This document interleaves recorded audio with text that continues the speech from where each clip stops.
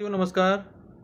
राम राम, सत श्री अकाल, आदाब। साथियों आप अच्छे होंगे, ठीक होंगे, भगवान से कामना करते हैं, दुआ करते हैं आप जहाँ भी रहें स्वस्थ रहें, अच्छे रहें, आपके काम में दिन दुख निराश चुगनी उन्नति हो,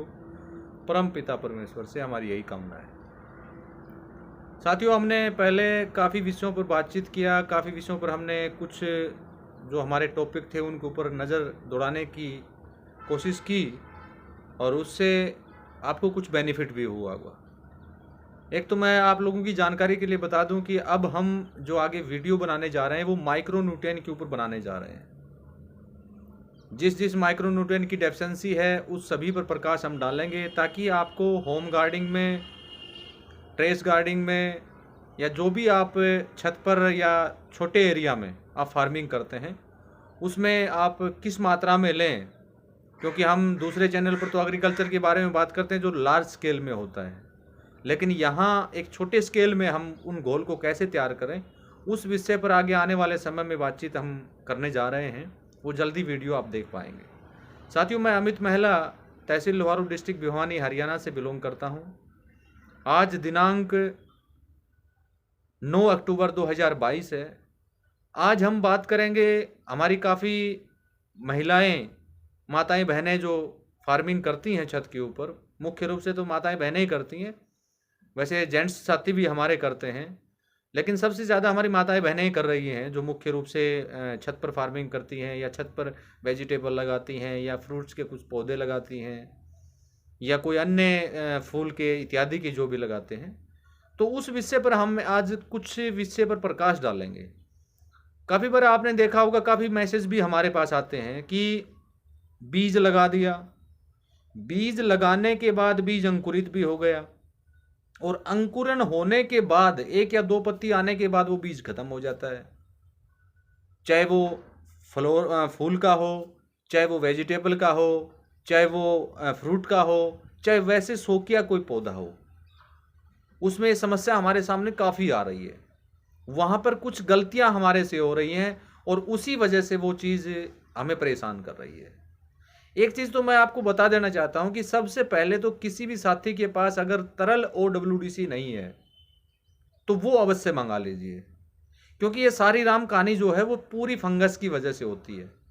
और हम जैसे मिट्टी का चयन करते हैं, कुछ कंपोस्टिंग खाद हम उसमें मिलाते हैं, कुछ मात्रा में कोकपीट हम उसमें मिलाते हैं, कुछ मात्रा में हम मिट्टी उसमें मिलाते हैं।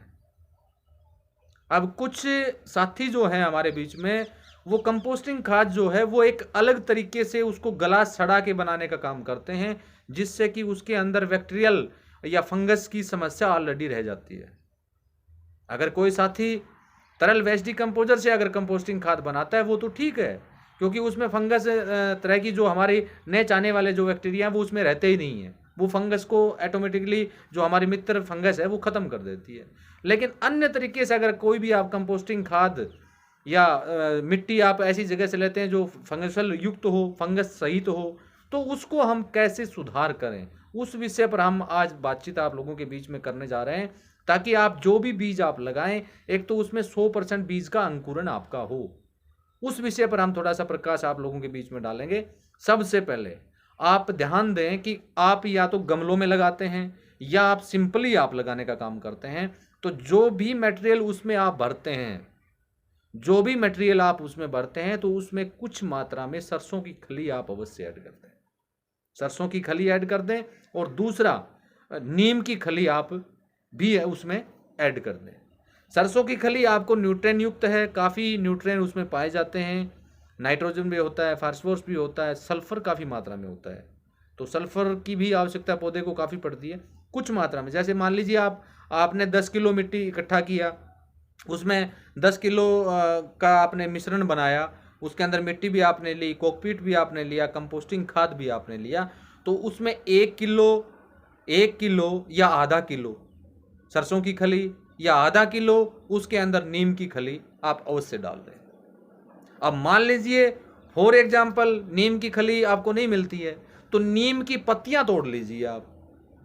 नीम की पत्तियां तोड़ लीजिए, वो पत्तियां उसमें आप मिला दीजिए और वेस्ट डिकम्पोजर से अच्छी तरह उसको उपचारित करके मिट्टी को, वेस्ट डिकम्पोजर ले लीजिए, एनहेंसर ले लीजिए, अच्छी तरह मिट्टी को उपचारित करके फिर आप उसमें गमलों में भरिए और फिर आप उसके अंदर बीज लगाने का काम कीजिए। एक तो उसमें सबसे अच्छा बेनिफिट आपको ये होगा कि 100% बीज का अंकुरण होगा, ये डेफिनेट मानना, 100% बीज का अंकुरण होगा। दूसरा, जो फंगस की वजह से जो पौधा आपका खराब होता है वो कभी खराब नहीं होगा। और एक उसकी, जैसे मान लीजिए काफ़ी काफ़ी समस्या हमारे सामने आती है, उसमें ग्रोथ नहीं होती है, ग्रोथ नहीं हो पाती है। तो हमने ग्रोथ के लिए उसके अंदर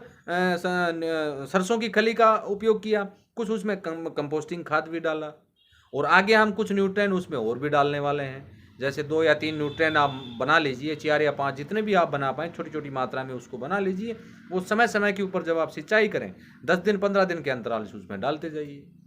उससे बेनिफिट बहुत ज़्यादा आपको मिलेगा। तो इस चीज़ का ध्यान रखें, कोई भी आप गमला बनाते हैं या कोई भी पौधे लगाने के लिए मिट्टी को आप इकट्ठा करते हैं, तो उसमें सबसे ज़रूरी तो यह है कि 50% उसमें मिट्टी आप लें, फिर 25% आप उसमें कोकपीट डालें, 25% आप उसमें कंपोस्टिंग खाद आप डाल सकते हैं, और उनका अच्छी तरह मिश्रण कर लें। उसमें आधा आधा किलो आप दोनों जो खलियाँ हैं, सरसों की खली और नीम की खली, वो आप उसमें बारीक पीस के उसको ऐड करके पौधा आप लगाइए।